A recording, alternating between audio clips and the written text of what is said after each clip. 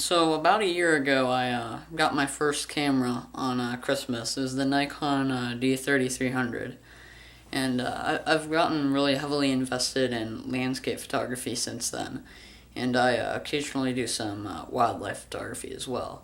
So in this video, I'm just going to show some of my favorite photos that I've taken this year.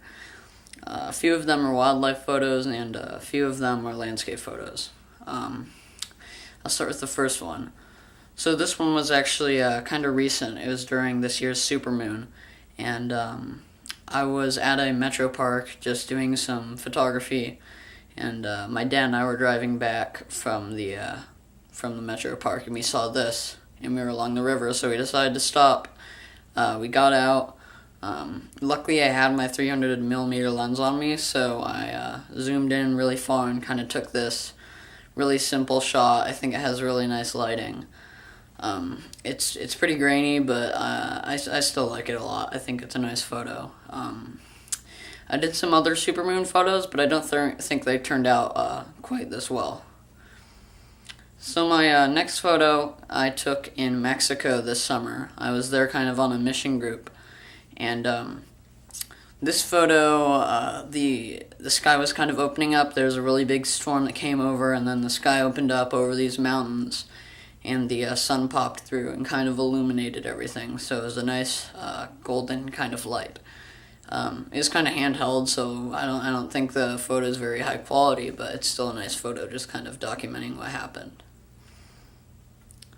Okay, so my next photo is a landscape photo from a trip I took about a week ago to Cuyahoga Valley National Park. This park is pretty close to me. It's about an hour and a half drive away. This photo was taken at this place called The Ledges, which is pretty popular. It's this really cool kind of trail you can go on. I think it's like 4 or 5 miles long. It might not even be that.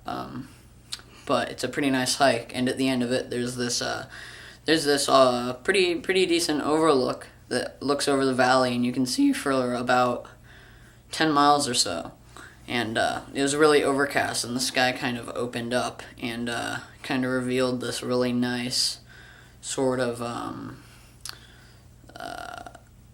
glow from the sun. I used f/22 to get that kind of sun star effect. I think it's a pretty nice photo. I settled on a composition a bit too quickly. There might have been some other compositions, but I don't think I'm ever gonna try to get that photo again, considering how many people are usually there. So this other photo is also from this same trip. The story behind this is my dad and I had researched this waterfall location, and it was alright. I wasn't really satisfied with any of the compositions that I was finding, so we decided to hike down a bit more and see if we could find anything else, and we came across this creek, and we hiked a little off trail, followed the creek down a little bit, and eventually came to this really cool waterfall and river gorge area, which we couldn't really hike up, but I'd like to go back later and try to hike up it, and maybe retake this photo in the fall, as well as there could probably be some really nice color in it, but the scene was a bit dull because it was kind of in the middle of winter. Okay, so my last landscape photo is from the same trip. It's by the Ledges. It's kind of near that one spot where I took the overlook photo. It's kind of towards the end of the trail. And I wasn't really liking any of the photos that I was trying to take kind of before the shot, but then I came across this scene and I kind of liked it because it was I felt like it was really balanced with the two trees on each side kind of nicely framing it. And the subject is that tree with some nice afternoon light being casted on it. I decided to make this a black and white. I think it works pretty well as a black and white photo. So moving on to the wildlife photos. The first wildlife photo is one which I took in a metro park near my area, near where I live, and it was the middle of spring, and I was just kind of walking around, and I came across this deer, and I was only about 10 feet away from it, and we just kind of stared at each other for a little bit, and I used the opportunity to pull out my 300mm lens and take some photos of it. And I think it's a pretty nice little portrait of the animal. I think it's a really up close and personal type photo of the animal, so I really like that. And there's also some really nice spring color. Okay, so the next wildlife photo comes from an event called The Biggest Week in American Birding. It's an event that takes place about 30 minutes from where I live.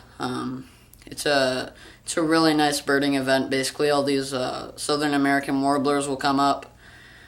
They'll be migrating across Lake Erie, and they'll need to stop for food, basically.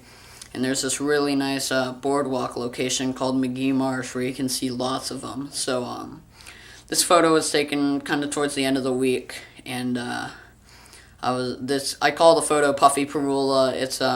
It's basically a northern Parula warbler, and I was just kind of following it around, waiting for it to get into nice lighting, nice positioning, and the original photo was just a tad bit exposed, but I think it's some really nice backlighting. Its feathers are kind of backlit, and it looks really puffy from the front. So that was my favorite wildlife photo of this year.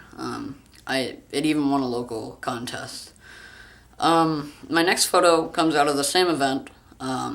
It's taken around the same time, maybe even on the same day. But this bird's called the Canada Warbler, and this is a bird that a lot of people really wanted to see. So I was pretty lucky to get this good viewing of it. The photo is pretty grainy, unfortunately, and there's not that much detail on it. I was also having some trouble exposing it because there were certain spots along the boardwalk where you'd have this really, really bright lighting, and then there are certain spots where it would be really dark, so you'd have to constantly change your exposure or change around your ISO.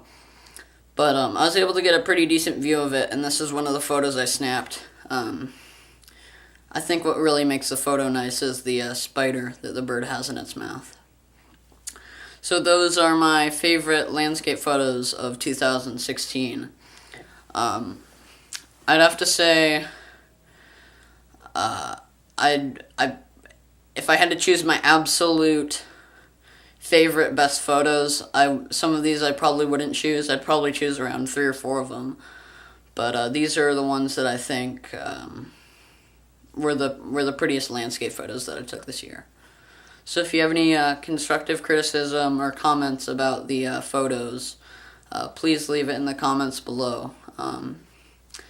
I plan on making some more videos, maybe some videos about my future photography trips, maybe just any type of photography video, but I plan on making some more videos in the future, and definitely doing a lot more landscape photography as well. Thanks for watching.